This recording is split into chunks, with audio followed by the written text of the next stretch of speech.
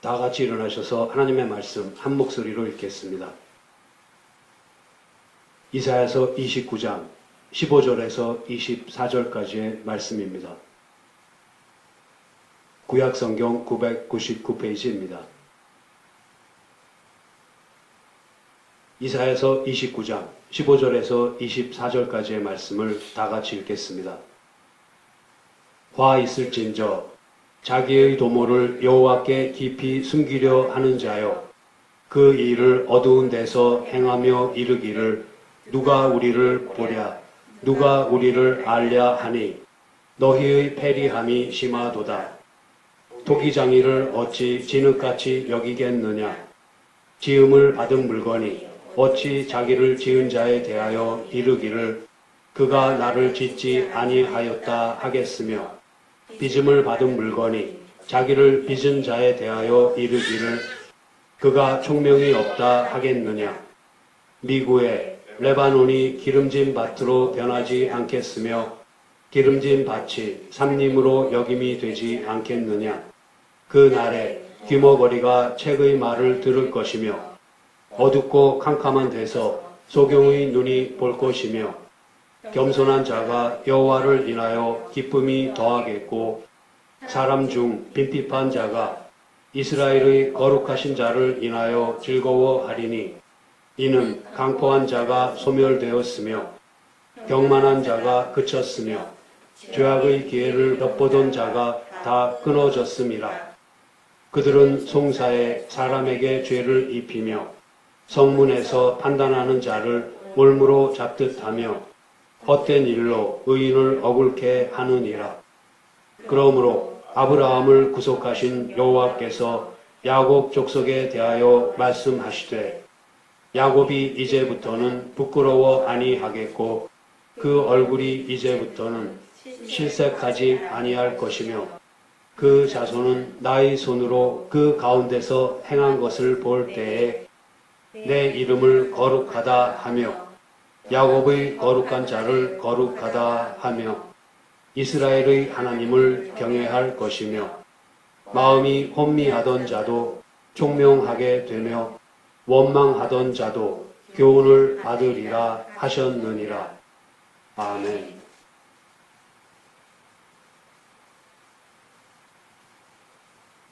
외세의 도움을 청하지 말고 오직 여호와 하나님만 의지할 것을 끊임없이 외치고 있는 이사야 선지의 안타까움에도 불구하고 예루살렘은 하나님의 눈을 피하여 주변 나라들과 정치적 거래를 도모합니다. 이사야 선지는 하나님을 의지하지 않고 애국과 비밀 협정을 맺은 예루살렘에 대한 책망을 15절과 16절에 나오는 세 번째 화의 선언에 담고 있습니다. 예루살렘의 정치 지도자들은 예루살렘과 유다의 운명을 결정하시는 분이 여호와 하나님이시라는 사실을 인정하지 않고 자신의 지혜와 판단에만 의존하는 자들입니다. 그들은 인간이 자기의 일을 비밀한 가운데서 행하면 아무도 알지 못할 것이라는 잘못된 생각에 빠져 있습니다.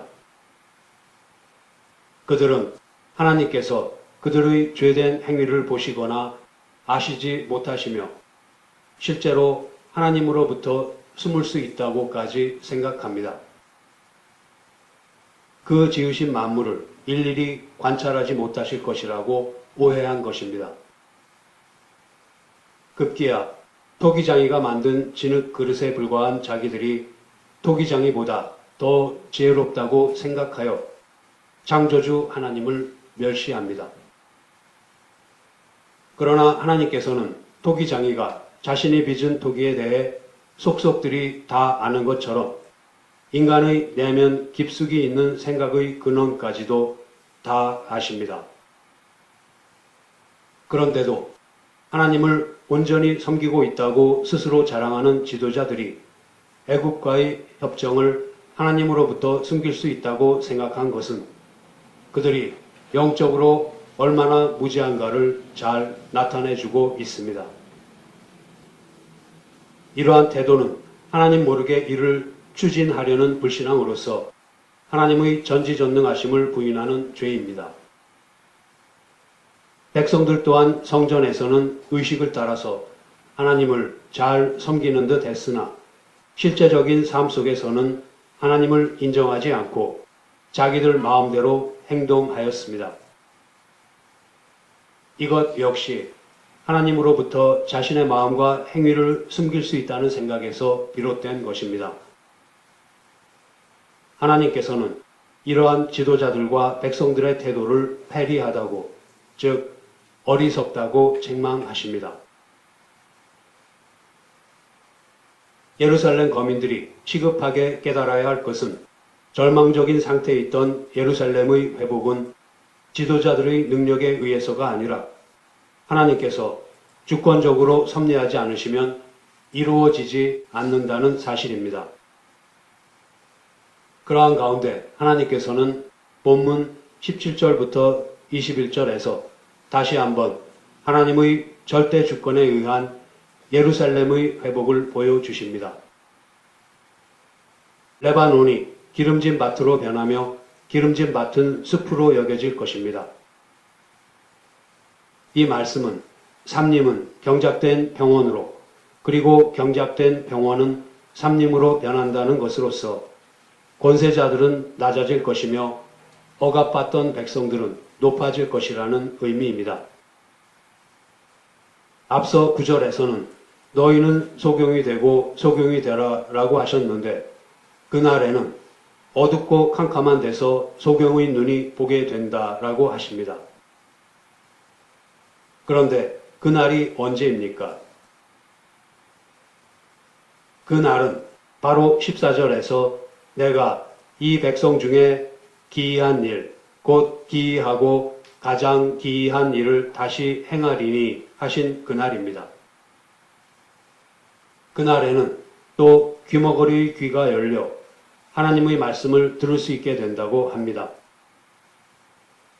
다시 말해서 그토록 단단하게 굳었던 백성들의 마음이 부드럽게 변할 날이 오리라는 하나님의 약속입니다.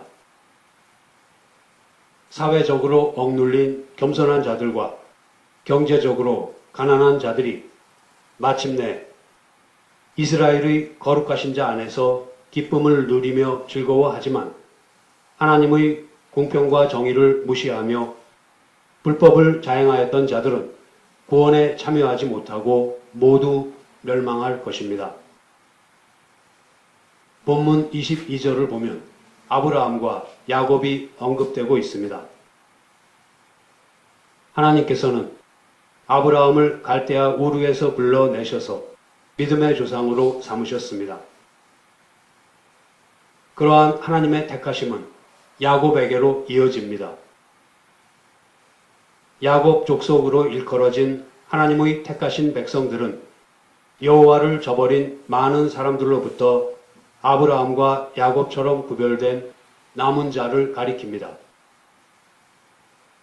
하나님께서 구원하시는 남은 자는 남유다뿐만 아니라 북이스라엘의 백성들과 그 자손들 중에서 택하신 모든 자들을 포함합니다. 그들은 그들을 구속하신 이스라엘의 거룩하신 하나님을 경외함으로 순종하고 온전히 의지하며 살게 될 것입니다. 오늘은 과연 우리가 하나님으로부터 우리의 죄를 숨길 수 있는가에 대해서 이야기를 나누어 보겠습니다.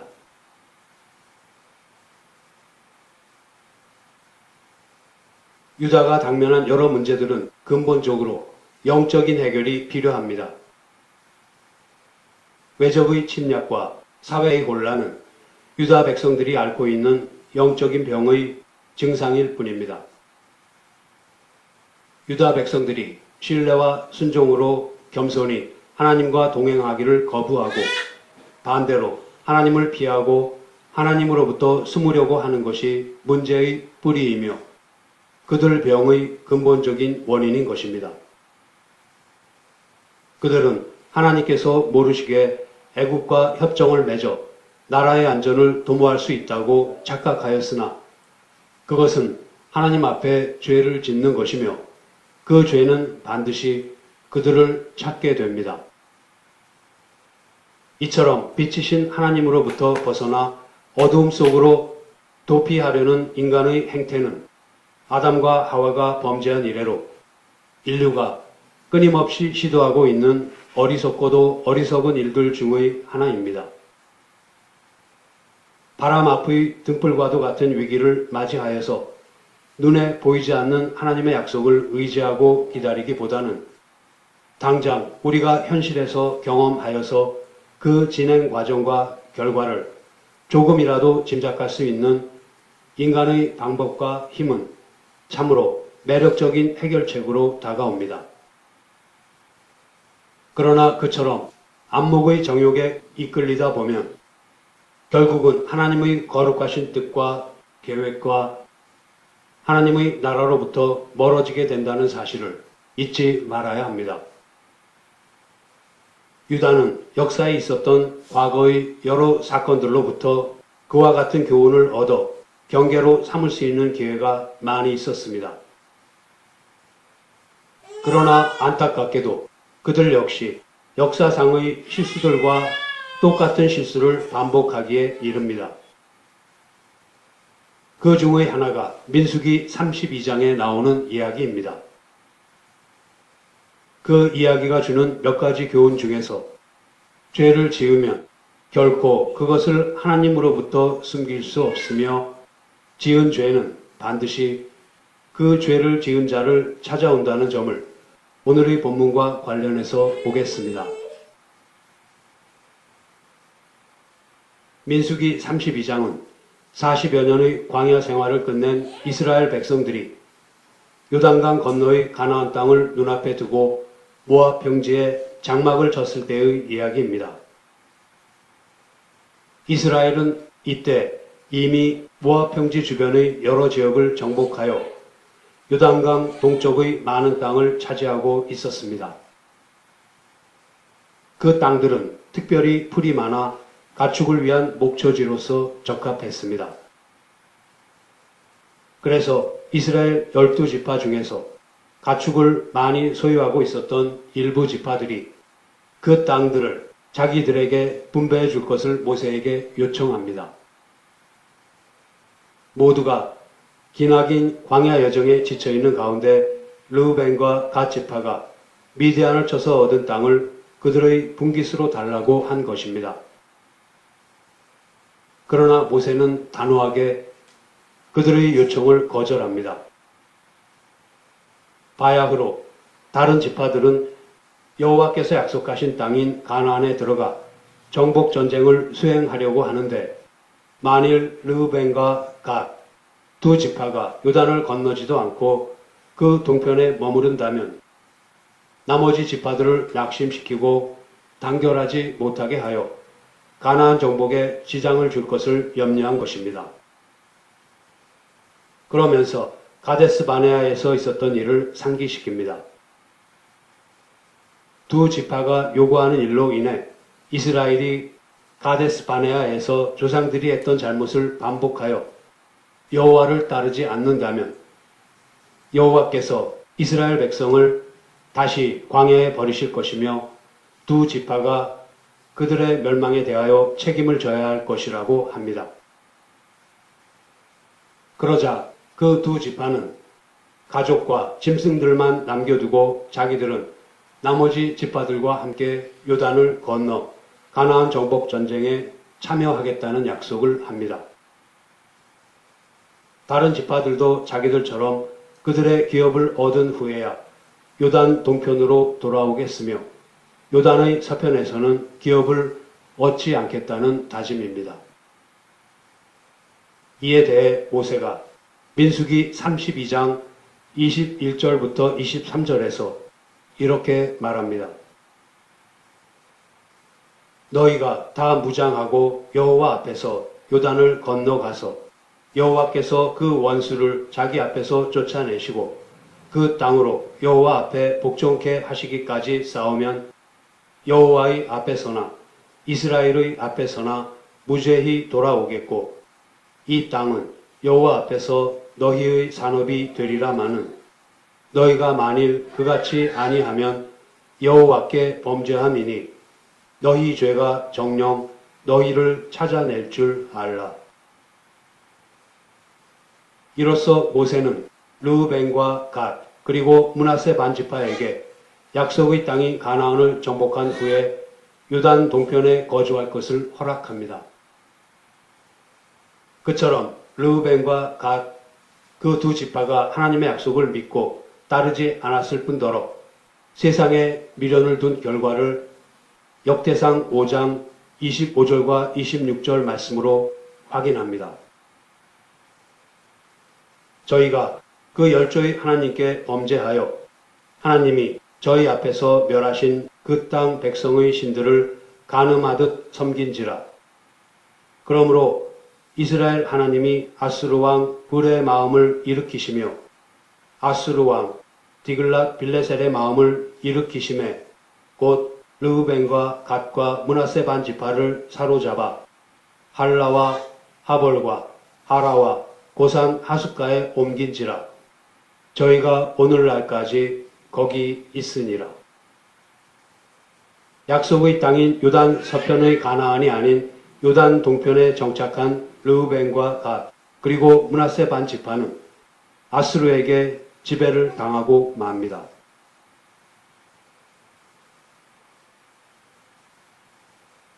우리는 여기서 너희가 만일 그같이 아니하면 여호와께 범죄함이니 너희 죄가 정녕 너희를 찾아낼 줄 알라 라는 말에 주목하겠습니다. 사람들은 대개 지은 죄를 숨기고 애써 잊으려는 경향이 있습니다. 다른 사람들의 눈을 피하여 덮어두면 그것으로 그만이라고 생각하기 쉽습니다. 그러나 하나님께서 우리의 모든 것을 보고 계신다는 사실을 늘 인식하고 있어야 합니다. 하나님께서 우리 모두에게 허락하신 양심은 어떻습니까? 사람의 눈을 속이고 자기 자신마저도 애써 외면하게 할 수는 있어도 양심을 가릴 수는 없습니다.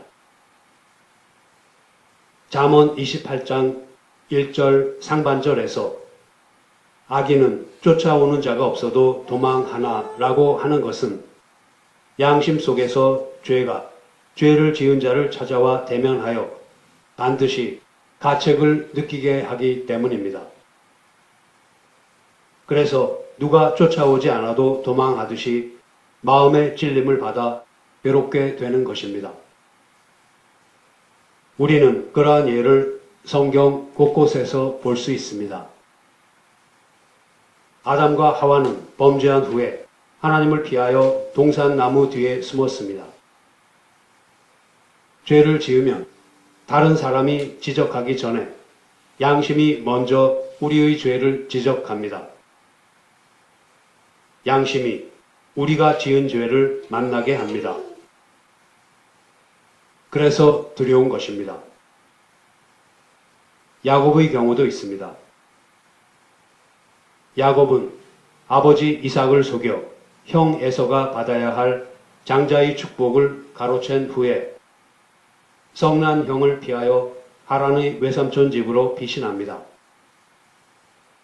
그곳에서 지낸 20여 년의 세월 동안 야곱은 자신이 지은 죄를 잊었고 형 에서 또한 야곱에 대한 분노가 사그러들었습니다.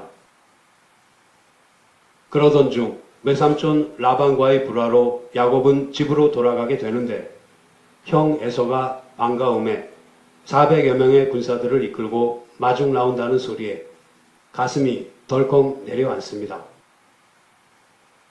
야곱은 형을 만나는 반가움에 앞서 20여 년 전에 지은 죄를 먼저 만나게 된 것입니다. 요셉은 무슨 일을 당했습니까? 요셉을 시기한 형제들은 요셉을 애굽으로 가는 상인들에게 종으로 팔아버립니다.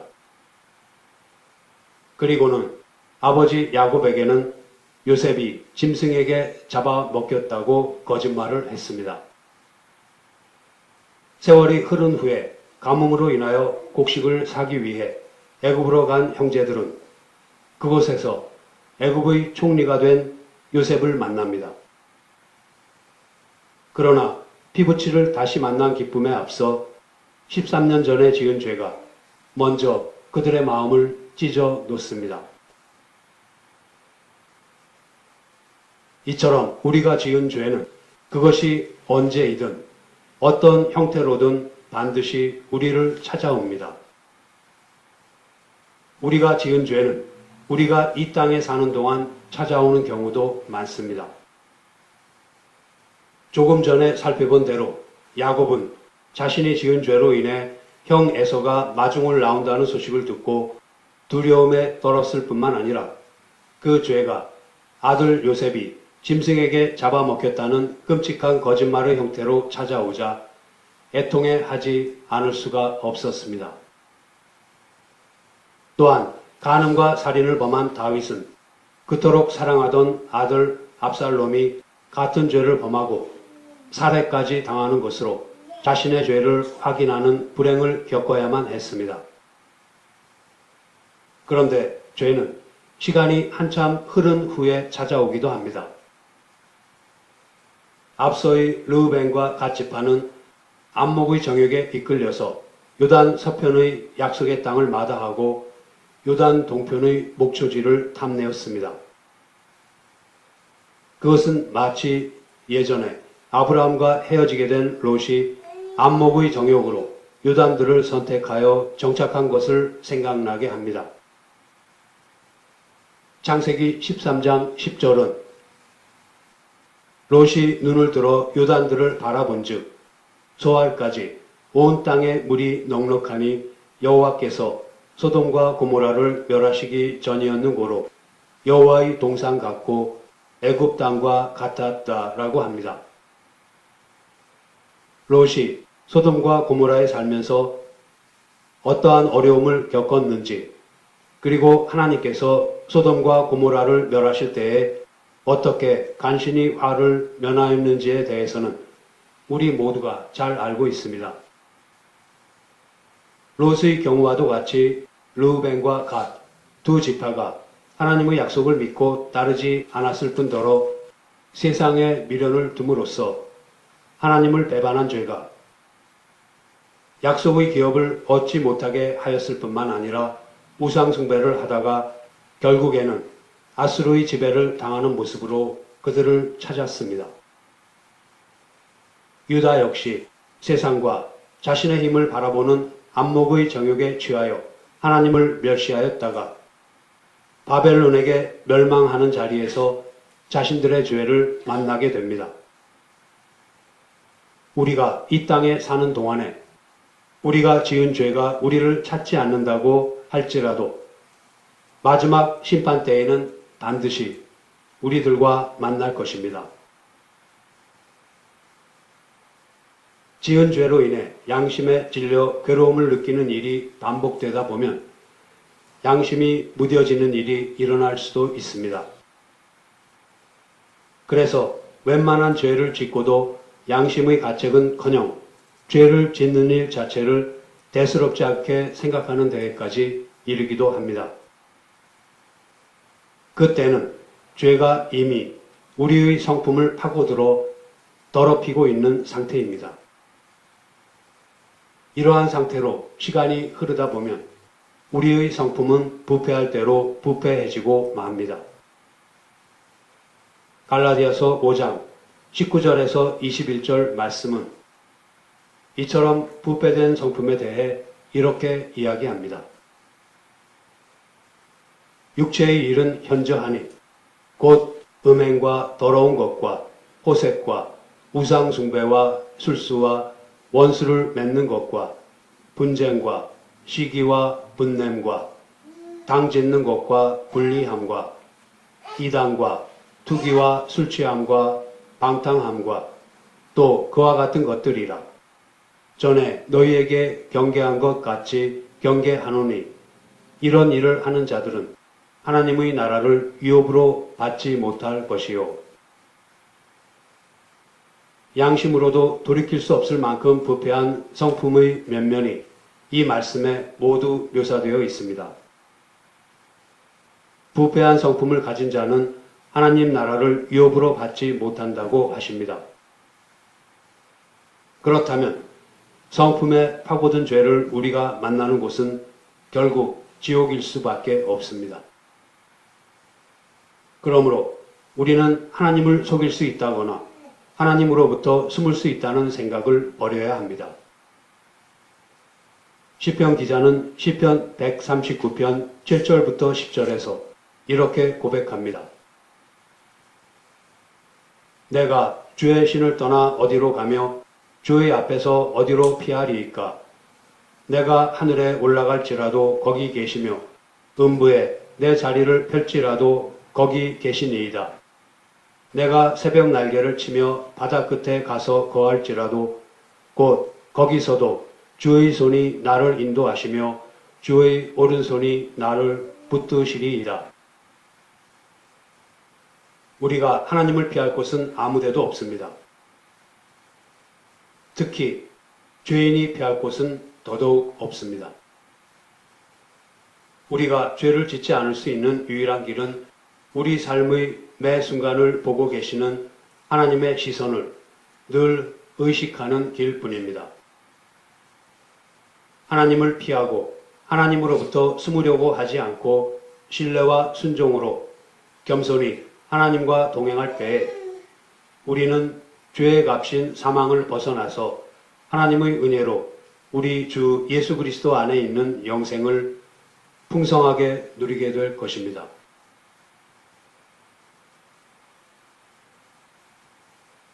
우리는 우리가 지은 죄가 우리를 찾아와서 만나기 전에 회개하고 온전히 죄사함을 받아야 합니다. 하나님께서는 어떤 죄인이라도 그가 죄를 인정하고 자백하면 그의 죄를 사하시며 모든 불의에서 깨끗하게 하신다고 말씀하셨습니다. 요한일서 1장 9절 말씀입니다. 만일 우리가 우리 죄를 자백하면 저는 미쁘시고 의로우사 우리 죄를 사하시며 모든 불의에서 우리를 깨끗게 하실 것이요. 하나님께서 기억하지 않으시는 것이 두 가지가 있는데 그 두 가지는 우리의 모든 죄와 우리가 일평생 싸워야 할 우리의 죄악된 본성입니다. 우리가 지은 죄뿐만 아니라 우리가 일평생 싸워야 할 우리의 죄악된 본성을 기억하지 않으신다는 것을 합하여서 죄사함이라는 말로 표현합니다. 보통 기억하지 않는다라고 할 때는 과거의 일을 가리킵니다. 앞으로 될 일에 대해서 기억하지 않는다고 하면 모순이 됩니다. 그런데 우리가 일평생 싸워야 할 우리의 죄악된 본성은 아직 남아있는 미래의 것입니다. 그렇지만 하나님께서는 그것마저도 기억하지 않으신다고 하셨습니다. 하나님께서 기억하지 않으신다고 하는 것은 사람이 무엇을 잘 잊어버리는 것과는 근본적으로 다릅니다. 영원하시고 무한하신 하나님께서 기억하지 않으신다는 것은 그와 같은 의미가 아닙니다. 영원하신 하나님께 과거의 일이나 미래의 일이 문제가 되지 않습니다. 하나님께서는 예수 그리스도의 보혈을 보시고 우리의 모든 죄와 죄악된 본성을 용서해 주시는 것입니다. 하나님께서 기억하지 않으신다는 것은 시간의 문제가 아니라 그리스도 안에서 이루어지는 일이라는 것으로 이해해야 합니다. 사람이 지은 죄를 하나님께서 기억하지 않으신다는 말과 정죄에 이르지 않게 하신다는 말을 같은 뜻으로 사용할 수 있습니다. 하나님께서는 우리의 죄 때문에 돌아가신 그리스도의 희생을 기억하셔서 정죄에 이르지 않게 하십니다. 하나님께서 기억하지 않으신다는 것을 그리스도와 관련하여 이해하지 않으면 하나님을 경외하지 않게 됩니다. 하나님께서 죄를 기억하지 않으신다고 하셨으니까 죄를 지은 다음에 하나님께 나아가서 용서를 구하면 마치 그 죄가 없어지는 것으로 이해하는 사람들이 있습니다. 그렇게 생각하는 사람은 죄를 짓는 것을 그다지 크게 두려워하지 않을 것입니다. 죄사함의 풍성하신 하나님의 은혜를 그런 식으로 이해하면 경건한 삶은 흔적도 없이 사라지고 맙니다. 성경은 우리 각인이 자기 일을 하나님께 짓고 하리라 라고 가르칩니다. 우리 각인이라고 하면 신자도 포함합니다. 신자들도 반드시 하나님 앞에 서서 이전에 자기들이 잘못한 것, 의도적으로 하나님의 말씀을 듣지 않은 것이나 몰라서 잘못한 것까지도 모두 주님께 고백하고 그 사람이 행한 대로 심판을 받아야 합니다. 하나님께서는 우리가 아는 것보다도 우리를 더 잘 알고 계십니다. 우리가 기억하는 것보다도 더 정확하게 모든 것을 기억하고 계십니다. 하나님께서 다 아시고 기억하시지만 예수 그리스도의 보혈을 보시고 우리의 모든 죄와 죄악된 본성을 용서해 주시는 것입니다. 누구든지 사람 앞에서 나를 시인하면 나도 하늘에 계신 내 아버지 앞에서 저를 시인할 것이요. 누구든지 사람 앞에서 나를 부인하면 나도 하늘에 계신 내 아버지 앞에서 저를 부인하리라. 라고 말씀하신 예수님께서는 죄를 지었지만 회개하고 주님께 대한 믿음을 고백한 사람에 대해서는 하나님 앞에서 저를 시인하십니다.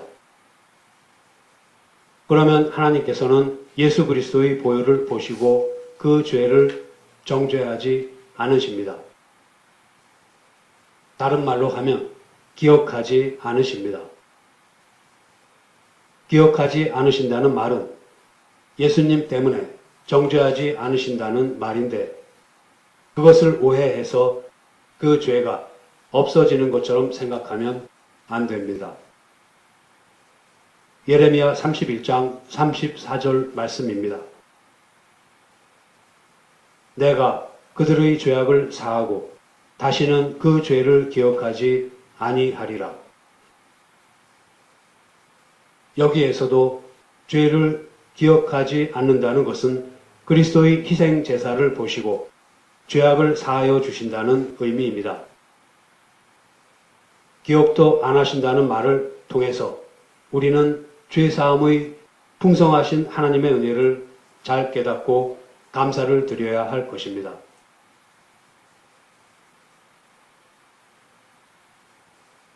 이제 말씀을 마치겠습니다. 영적 무지로 말미암아 소경과 귀머거리와도 같이 된 예루살렘 거민들은 더 이상 하나님의 계시를 알아들을 수 없었고 입으로만 하나님을 섬기는 위선적인 삶을 살게 되었습니다. 이처럼 절망적인 상태에 빠진 예루살렘의 회복을 위해서 하나님께서는 절대 주권적으로 그들의 삶에 개입하십니다. 하나님께서 그렇게 하실 수밖에 없으셨던 것은 그들의 회복은 인간의 힘이나 능력으로서가 아니라 오직 하나님의 능력으로서만 이루어지기 때문입니다. 우리의 안고 서는 것을 아시며 우리의 모든 생각과 행동과 앞으로 할 말마저도 모두 아시는 전지전능하신 하나님을 속이고 하나님으로부터 숨으려 하는 것은 참으로 어리석은 일입니다. 그럼에도 불구하고 주변 국가들과 비밀협정을 도모하는 등 불신앙으로 일관하던 예루살렘은 하나님의 심판을 받습니다. 그렇지만 예루살렘의 슬픔과 애곡은 여전히 그들을 사랑하시는 하나님께서 그들을 위해 하시는 기이한 일로 말미암아 기쁨과 즐거움으로 변합니다. 한 아기, 한 싹, 한 돌이신 예수 그리스도로 말미암아 복음이 주어집니다. 기쁜 소식 중에서도 죄사함을 받았다는 소식만큼 기쁜 소식은 없을 것입니다. 왜 그렇습니까? 죄사함을 받는 것으로 말미암아 우리가 하나님과 바른 관계를 회복할 수 있기 때문입니다. 죄가 우리 가운데 있을 때에는 누가 뭐라고 하기 전에 하나님이 두렵습니다.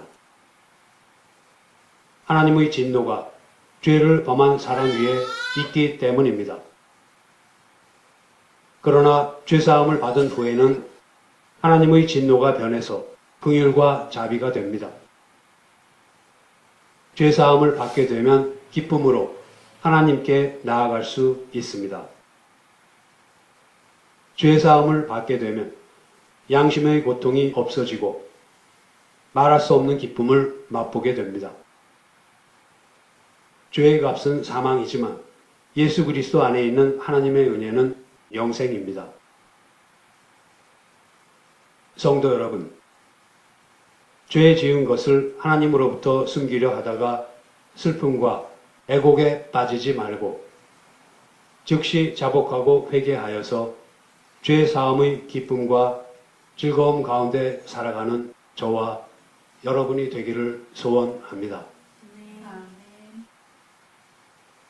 기도하시겠습니다. 하나님 아버지, 저희들의 모든 것을 아시는 주님 앞에서 지은 죄를 숨기려고 하는 것이 얼마나 큰 죄인가를 일깨워 주심을 감사드립니다. 저희들이 지은 죄는 그것이 언제이든 어떤 형태로든 반드시 우리를 찾아온다는 사실을 기억하여서 죄를 지은 즉시 주님 앞에 자복하고 회개하여서 죄 사함의 은혜와 기쁨을 누릴 수 있게 하여 주시옵소서.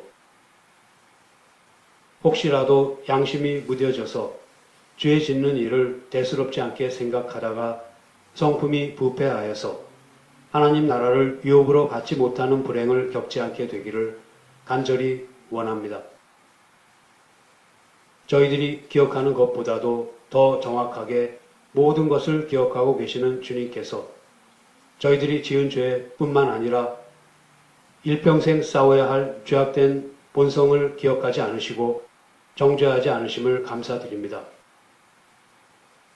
죄 사함의 풍성하신 은혜 가운데 삶의 매 순간을 주님 안에서 그리고 주님 앞에서 바르게 살아가려고 애쓰는 저희들이 되게 하여 주시옵소서. 우리 주 예수 그리스도의 이름으로 기도드립니다. 아멘.